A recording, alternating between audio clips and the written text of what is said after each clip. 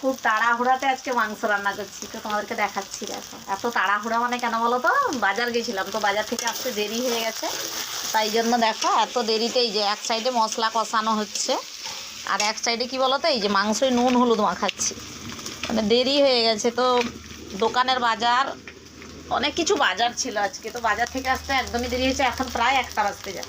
তাই জন্য দেখো এক সাইডে যে মশলা পিসা, মানে মশলা পিসা বলছি, মশলা কষা আরম্ভ করছি, তো আর এক সাইডে এই যে মাংসে নুন হলুদ মাখাচ্ছি। তো এরকম রান্না কোনো দিনও এত তাড়াহুড়াতে করা হয়নি, তো সঙ্গে সঙ্গে যে মশলা মানে মাংসে নুন হলুদ মাখিয়ে রান্না করছি, তো এটা কোনো দিনও মানে এরকম রান্না করা হয়নি। তো আজকে ফার্স্ট টাইম এরকম করছি, তো কীরকম হবে জানি না। মা বলছিল যে এরকম মানে অনেকেই অনেকবারই হয়েছে রান্না।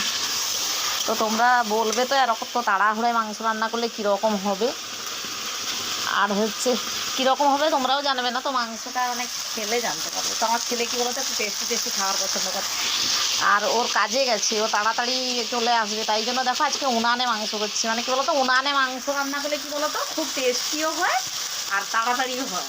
তো আজকে দেরি হয়ে গেছে, তাই জন্য এই দেখো উনানে করে দিচ্ছি। আমার গ্যাসে রান্না করতে একদমই পছন্দ নয়, গ্যাসে খুব দেরি হয়, আর গ্যাসের রান্নাটা কী বলতো আমার অতটা ভালো লাগে না। তো উনানের রান্নাটা কী বলতো খুব সুন্দর টেস্টি টেস্টি হয়। তো তাই জন্য খুব তাড়াহুড়ার জন্য এই যে মাংস রান্না করতে বসে গেছি। তো তোমাদের বাড়িতে কী কী রান্না হচ্ছে অবশ্যই কিন্তু কমেন্টে বলবে, আর আমি তাড়াহুড়ো একটু মাংসটা রান্না করলেই ছেলে এলে খাবে এখন। তো পরে আবার দেখা হচ্ছে।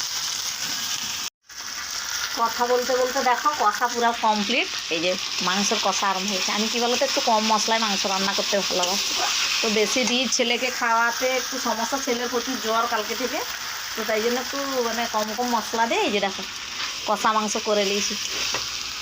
তো রান্না প্রায় কমপ্লিট, তো তোমরা কে কে খাবে চলে আসো।